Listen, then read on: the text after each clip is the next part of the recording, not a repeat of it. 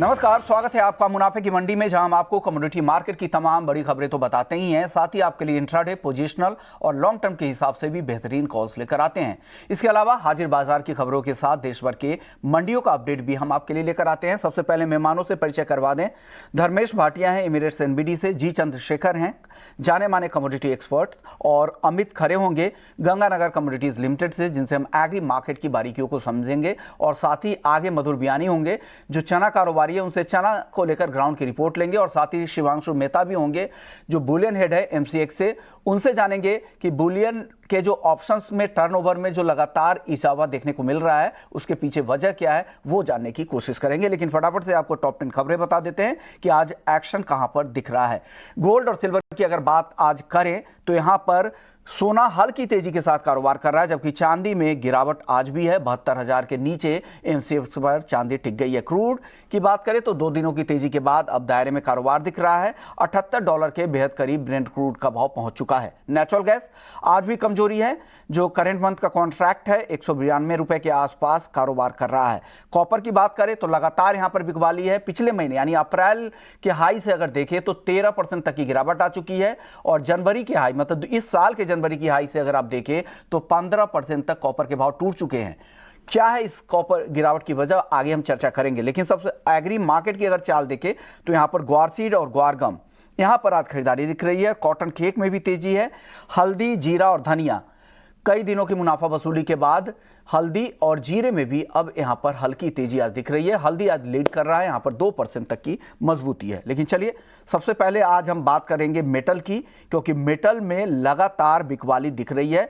और कॉपर, जिसे हम डॉक्टर कॉपर भी कहते हैं, क्योंकि ये ग्लोबल इकोनॉमी का इंडिकेटर होता है। अगर कॉपर के दाम में गिरावट आती है तो इससे साफ संकेत मिलते हैं कि स्लो डाउन की चिंता है। अगर कॉपर की डिमांड घटती है तो इससे लगता है कि डिमांड इकोनॉमी में कम हो रही, इकोनॉमी की रिकवरी पर सवाल उठते हैं। और कॉपर में जिस तरह की बिकवाली दिख रही है, इस साल के हाई से देखें तो 15% तक नीचे आ चुके हैं।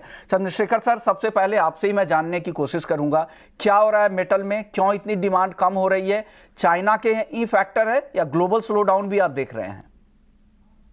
जैसे कि आपने बताया, हम कहते हैं there is a positive correlation between economic growth and copper. इसके लिए कॉपर को ग्रोथ कमोडिटी हम मानते हैं। This is the first point. Number 2, अब जो हम दबाव देख रहे हैं कॉपर में, करीबन डॉलर टर्म्स में 8 या 9% गिर चुका है जनवरी से। एक खास करके चाइना कारण है, क्योंकि चाइनीज इकोनॉमी जितना तेजी से बढ़ने का संभावना हम जब देख रहे थे जनवरी, फरवरी, मार्च, जब जो कोविड रेस्ट्रिक्शन सब उठाया गया था, तो अब इतना इतना इंतजार नहीं है। जरा स्लो डाउन होने का संभावना है चीन में। उसके आंकड़े भी कोई खास पॉजिटिव नहीं दिख रहे हैं। पॉजिटिव टेरिटरी में है, मगर they are not as robust as it was expected. और मोर इम्पोर्टेंट उनका जो कंस्ट्रक्शन सेक्टर है, रियल एस्टेट सेक्टर उसमें, एंड पावर सेक्टर, जो दोनों में कॉपर का उपयोग होता है, उसमें जरा हम स्लो डाउन देख रहे हैं। एंड देयरफॉर इसका असर हमें मार्केट में दिख रहा है। और मोर इम्पोर्टेंट, जब भी सब मानते हैं विश्व भर कि हम रिसेशन की ओर बढ़ रहे हैं, प्रोबेबली रिसेशन आएगा toward the last quarter of this year, तो जो लॉन्ग पोजीशन होल्डर्स है वो अपना पोजीशन लिक्विडेट करके बाहर निकल जाते हैं, तो दबाव बनता है। मगर मेरा अनुमान ऐसा है, ये जो दबाव है कॉपर में, इट इज टेम्पररी, क्योंकि copper is not only a red hot metal, copper is also a green metal. क्योंकि हम जो ग्रीन एनर्जी ट्रांजिशन के बारे में बात करते हैं, उसमें कॉपर का एक बहुत महत्वपूर्ण भूमिका होगा, और है और होगा आगे जाकर के। और उसके वजह से मैं कॉपर का डिमांड बढ़ने का बहुत अच्छा संकेत और अपॉर्चुनिटी मैं देख रहा हूं। तो ये जो अब जो रेट चल रहा है कॉपर का, करीबन 8,000 8,200 का लेवल में पर टन, मैं टन का रेट में बोल रहा हूं, ये मेरा अनुमान है towards the last quarter of the year, towards the end of the year, कम से कम 10% बढ़ने का संभावना है आज का लेवल से। से 10% तक की तेजी आ सकती है कॉपर में, लेकिन ये लॉन्ग टर्म का टारगेट है, ईयर एंड तक के लिए टारगेट है। लेकिन अगर जो ट्रेडर हैं, पोजिशनल ट्रेडर है या डे ट्रेडर है, उनको क्या करना चाहिए? धर्मेश जी, आप एक एक करके बताइए। सबसे पहले कॉपर पे, जिंक पे और फिर एल्युमिनियम पे बताइए। तीनों ही काउंटर में आप क्या सलाह देंगे ट्रेडर्स को? देखिए, अगर आप कॉपर की बात करें, इनफैक्ट पिछले हफ्ते भी हमने कहा था कि कॉपर ने काफी की लेवल ब्रेक किया है 225 का। वहां से मार्केट ने अच्छी खासा एक गोता लगाया है। फंडामेंटली अगर आप देखें तो मार्केट में एज सच ऐसे लग रहा है कि बायर्स हट गए। 10% की गिरावट आपको ऑलमोस्ट एक क्वार्टर में देखने मिली है। प्राइस ऑलमोस्ट साल भर के लो के अंतराल की तरफ आ चुका है। एक्सपेक्ट करिए कि अगर ये 700 का स्तर भी ब्रेक करता है तो 680 के स्तर आपको देखने मिल सकते हैं। एक तरफा मूव आ रहा है, डॉलर में भी सपोर्ट आ रहा है। डॉलर ऑलमोस्ट 103 पे आ चुका है।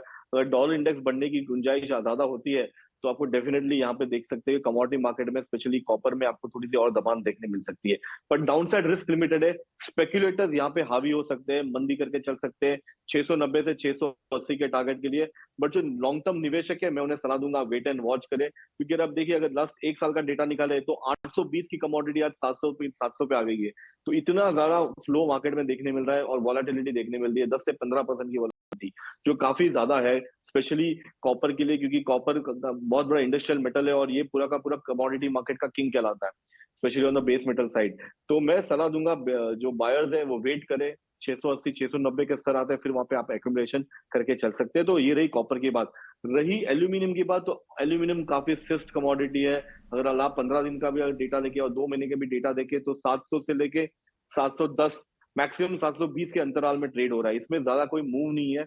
But again down side risk काफी लिमिटेड है। तो मैं अगर सलाह दूंगा कि अराउंड 195 के अगर इर्द गिर्द आता है, 200 के नीचे अगर आता है, तो काफी अच्छी अपॉर्चुनिटी आपको ये काउंटर में बाइंग करने की मिलेगी, क्योंकि ये बहुत स्लो ट्रेड होता है। अपसाइड फिर से ये 230 तक के स्तर भी दिखा सकता है। तो बाय रहेगी मेरी रिकमेंडेशन 200 के नीचे। तीसरी मेरी रहेगी जिंक की तरफ। अगर आप जिंक देखिए तो 280 की कमोडिटी ऑलमोस्ट 220 के इर्द गिर्द आ गई है। तो इसमें जो वॉलेटिलिटी है वो काफी ज्यादा है। तो मैं रेकमेंड करूंगा अगर आप जिंक में ट्रेड करें तो जिंक काफी प्रेशर में है और ये 200 का स्तर भी ब्रेक करते हुए देख सकते हो आप इसे। तो इसमें बाइंग की सलाह अभी नहीं रहेगी। मैं रेकमेंड करूंगा कि अभी भी आप बिकवाली करके चल सकते। सेम 180 190 के स्तर आते, फिर आप एक्यूमुलेशन स्लोली एंड स्टेडीली कर सकते। बट करंट लेवल पे स्पेक्युलेटर्स कॉपर और जिंक में हावियों की मंदी करके चल सकते हैं, अच्छा मुनाफा मिलेगा इनको। ओके, तो तीनों में ही आपने समझ लिया कि फंडामेंटल्स क्या है, लॉन्ग टर्म का क्या टारगेट है और डे ट्रेडर और पोजिशनल ट्रेडर को मेटल्स में क्या करना है। लेकिन एक और खबर है बुलियन ऑप्शंस को लेकर, वहां पर रिकॉर्ड कारोबार लगातार देखने को मिल रहा है। 23 मई को बुलियन ऑप्शंस का जो टर्नओवर है वो 21,000 करोड़ के करीब पहुंच गया। उसमें गोल्ड ऑप्शंस के टर्नओवर की बात करें तो वो अकेले 18,680 करोड़ के आसपास का रहा है। अगर वॉल्यूम 31 मीट्रिक टन के आसपास और ओपन इंटरेस्ट भी 10.5 मीट्रिक टन के आसपास है। इस पर बात करने के लिए शिवांशु मेहता जी हमारे साथ, एमसीएक्स के बुलियन हेड है। सर, स्वागत है आपका। सर, क्या वजह आप देख रहे हैं और क्या ऐसे कौन से ऐसे फैक्टर्स हैं जो ऑप्शंस में लगातार लोगों की दिलचस्पी बढ़ रही है?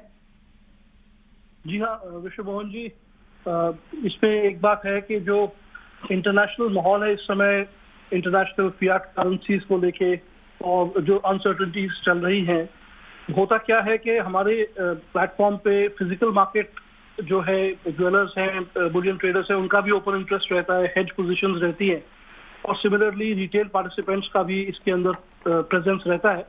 तो ahead of any such uncertainty, the use of options going up is a very healthy sign for the market. कल हमने 21,000 करोड़ ऑप्शंस में जरूर हिट किया, साथ ही इवन फ्यूचर्स का टर्नओवर भी 16,000 करोड़ के ऊपर रहा। तो इन दोनों इंस्ट्रूमेंट्स को लोग धीरे धीरे एक वाइज तरीके से यूज कर रहे हैं। जब मोमेंटरी अनसर्टेनिटी है तो ऑप्शंस का टर्नओवर बढ़ना वो यही दिखाता है कि लोगों को इसका यूजेज का जो पर्पस है, जो रेज़न d'être है ऑप्शंस का, वो उसका जो यूज है वो बढ़ता हुआ नजर आ रहा है, जो कि एक मार्केट के स्ट्रक्चर के लिए एक बहुत हेल्दी साइन है। ओके सर, पार्टिसिपेंट्स की आप बात कर रहे थे कि ज्वेलर्स भी आ रहे हैं, ट्रेडर्स भी आ रहे हैं, और ऐसे कौन कौन से पार्टिसिपेंट्स होंगे, कौन कौन से कैटेगरी होंगी जो ज्यादा ऑप्शंस में ट्रेड कर रहे हैं फिलहाल? देखिए, ऑप्शंस का जो यूजेज है वो बढ़ता चला गया है। 2017 से ये लॉन्च हुआ था धनतेरस के दिन गोल्ड ऑप्शन, और इसके अंदर जो प्रेजेंस है वो बुलियन ट्रेडर्स की भी रही। जो बड़े लिस्टेड ज्वेलर्स हैं वो भी इसे यूज करते हैं फ्लेक्सिबल प्राइसिंग स्कीम्स देने के लिए। जैसे कि अक्षय तृतीया है या दिवाली हो, और जो रिटेल पार्टिसिपेंट्स हैं वो फ्यूचर्स की पोजीशंस को हेज करते हुए चलते हैं ऑप्शंस के जरिए। जब इस तरह की अनसर्टेनिटीज आती हैं तो कॉल राइटिंग जो है उसके अंदर प्रीमियम्स बढ़ने की वजह से मार्केट के अंदर लिक्विडिटी लेके आते हैं राइटर्स।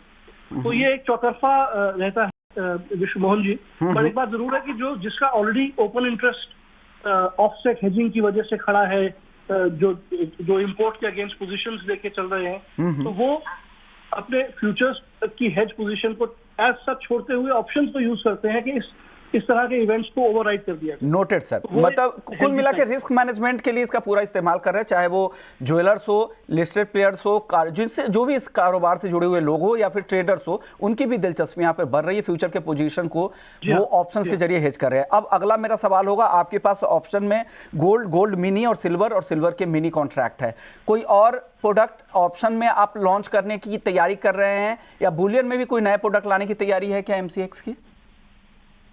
जी हाँ, इसमें मैं इतना कहना चाहूंगा कि जो इसका टेनर है, इस पे मल्टीपल टाइप के टेनर्स की बात चल रही है। एक प्रोसेस रहता है, जैसे अगर हमें मंथली ऑप्शंस भी लाने हैं इसी अंडरलाइन पे, तो उसके अंदर जो सबसे पहले प्रोडक्ट एडवाइजरी कमेटी, फिर ROC, इस तरह के कुछ प्रोसेसेस रहते हैं। तो डेफिनेटली ये हमारे नजर में है, और मार्केट को फर्दर इंस्ट्रूमेंट्स देना हमारा एक कांस्टेंट एंडेवर रहता है, चाहे गोल्ड हो या सिल्वर। ओके मेहता जी, छोटा ही जवाब दीजिएगा। मेरा अब अगला सवाल होगा इंडेक्स ट्रेडिंग को लेकर। बुलियन जो इंडेक्स है वो कैश सेटल्ड कॉन्ट्रैक्ट है। अब डायरेक्ट मार्केट एक्सेस के बाद क्या FPIs की कुछ यहाँ पर दिलचस्पी बढ़ी है और पार्टिसिपेशन की उम्मीद करें? कुछ उस आंकड़े अगर शेयर कर पाए आप तो।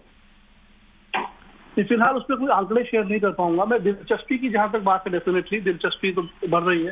एज एंड व्हेन आगे चल के इसके अंदर फर्दर एक्सेस दिया जाता है इसको डिफरेंट प्रोडक्ट्स में, तो प्रोडक्ट तो हमारे यहाँ तैयार है। ओके, शुक्रिया शिमांशु मेहता जी, आपने वक्त निकाला हमारे लिए। चलिए, बुलियन मार्केट की बात कर रहे थे तो MCX पर आज चाल देख लेते हैं गोल्ड और सिल्वर की।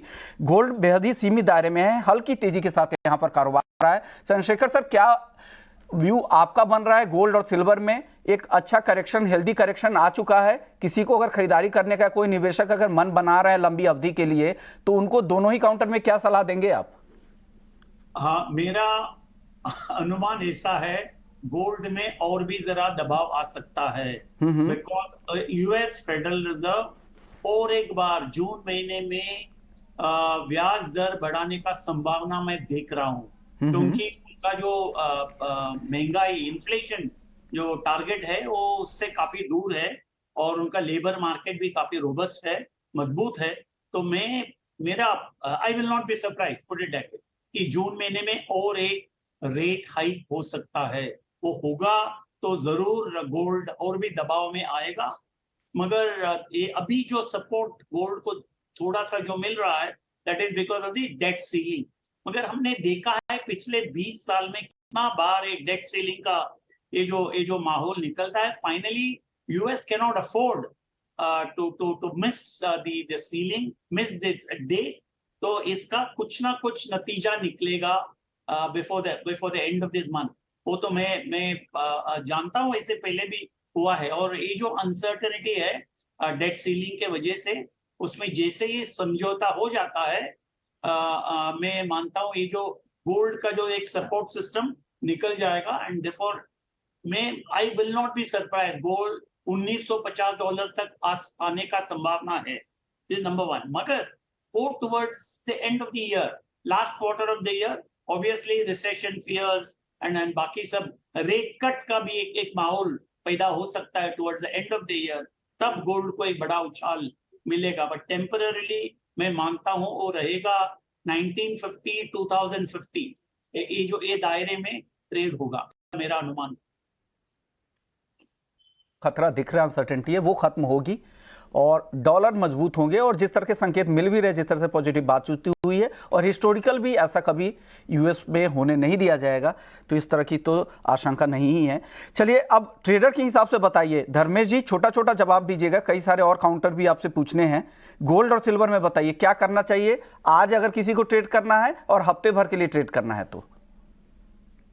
मैं चंद्रशेखर जी से काफी सहमत हूँ। मुझे भी लगता है कि प्रेशर बरकरार रहेगा, और ये प्रेशर छोटी अवधि के लिए ज्यादा हावी हो सकता है। स्पेशली अगर आप गोल्ड की बात करें तो गोल्ड 1950 से लेके $1922 के लेवल्स आपको शीघ्र ही दिखा सकता है। चांदी की बात रही तो चांदी ने काफी की लेवल $23 के सपोर्ट पे सपोर्ट लिया, बट वो भी ब्रेक होते हुए देख सकता हूं मैं आगे जाके। तो मैं रेकमेंड करूंगा बिकवाली करने की। अगर रुपए को चलते आप देखें तो डोमेस्टिक मार्केट में गोल्ड की बात करें तो 59,800 से लेके 59,700 के लेवल्स आपको छोटी अवधि में देखने मिल सकते हैं।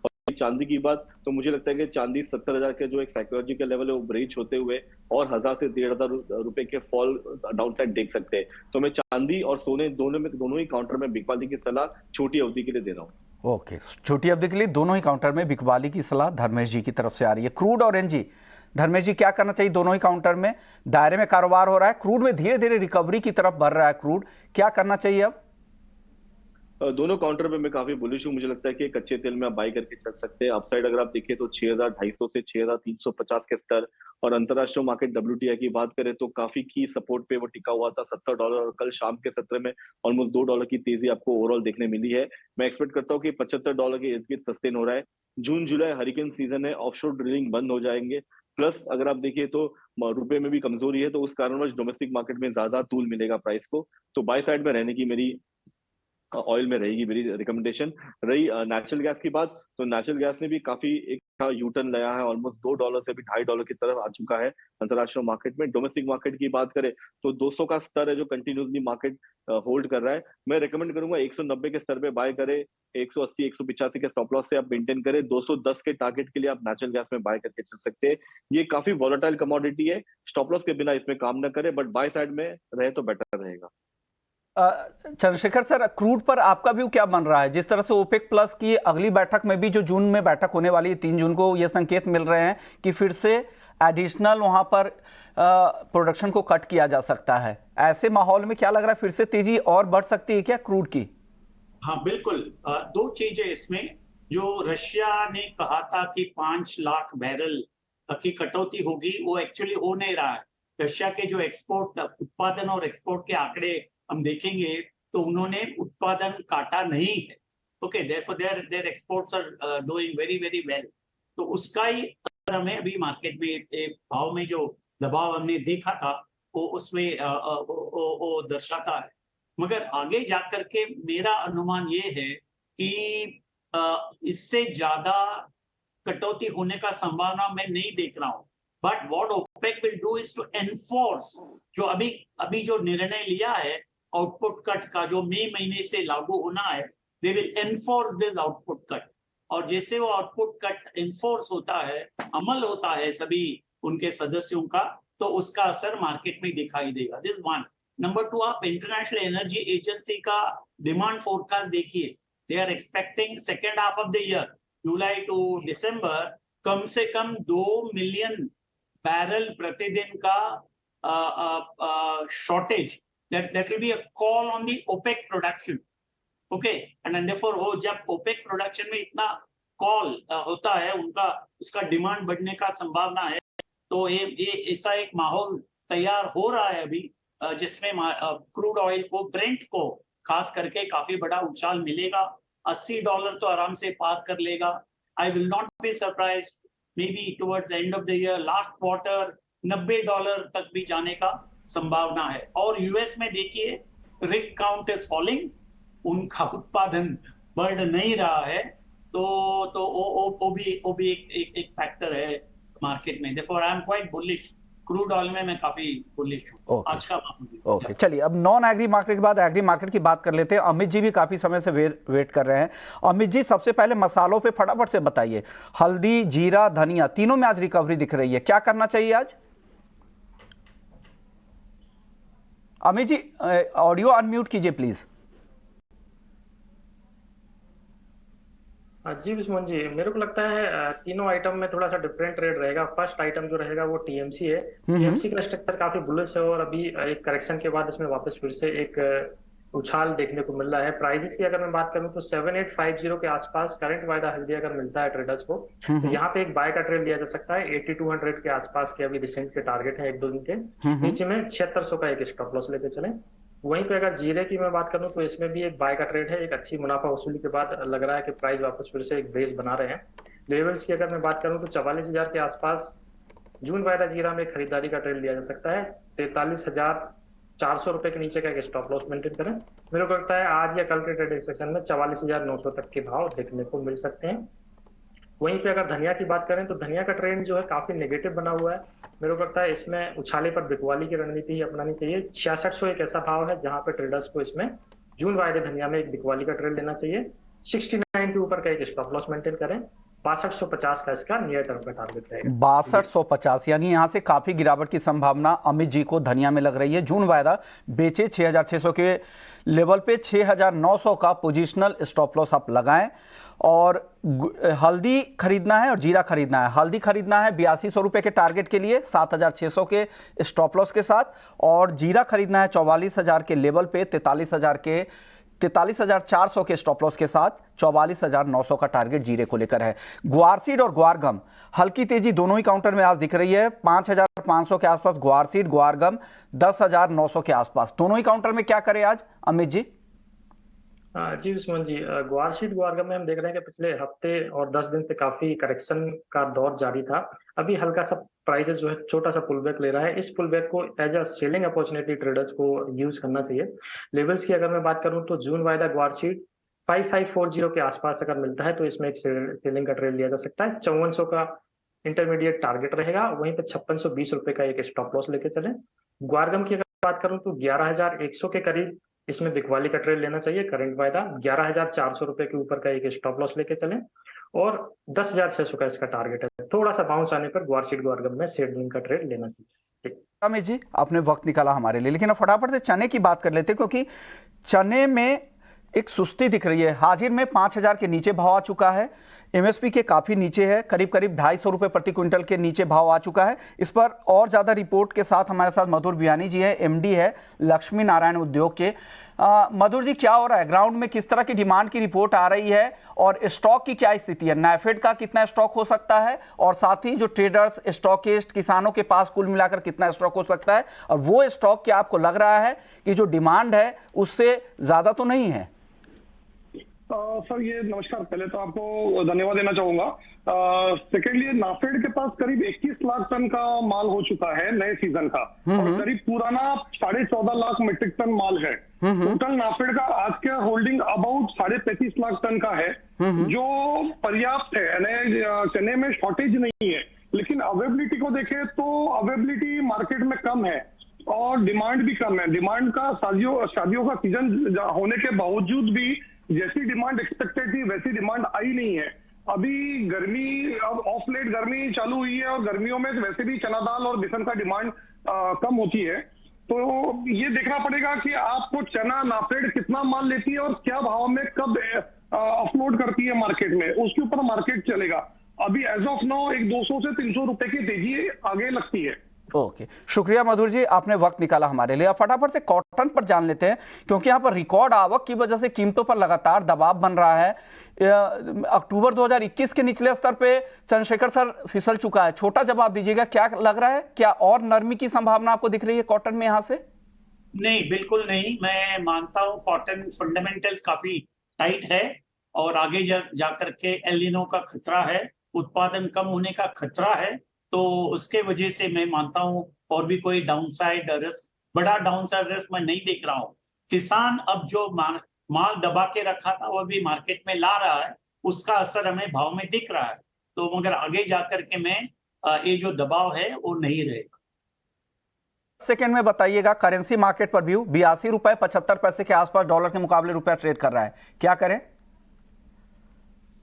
देखिए मेरे हिसाब से अगर आप देखिए तो प्राइस में थोड़ी सी स्टेबिलिटी आ चुकी है, बट ओवरऑल अभी पे मैं काफी वीक हूं। अगर आप सारे एशियन बास्केट में देखें तो खाली एक रुपया है जो ज्यादा कमजोर नहीं हुआ, बाकी सारे करेंसी से कमजोरी आने वाले समय में आ सकती है। अराउंड 83 का स्तर है जो मैं एक्सपेक्ट करता हूँ छोटी अवधि के लिए, और पोजिशनली 83.50 ईयर एंड टारगेट है मेरा। धर्मेश जी आपका, चंद्रशेखर सर आपका, आप लोगों ने वक्त निकाला, लेकिन वक्त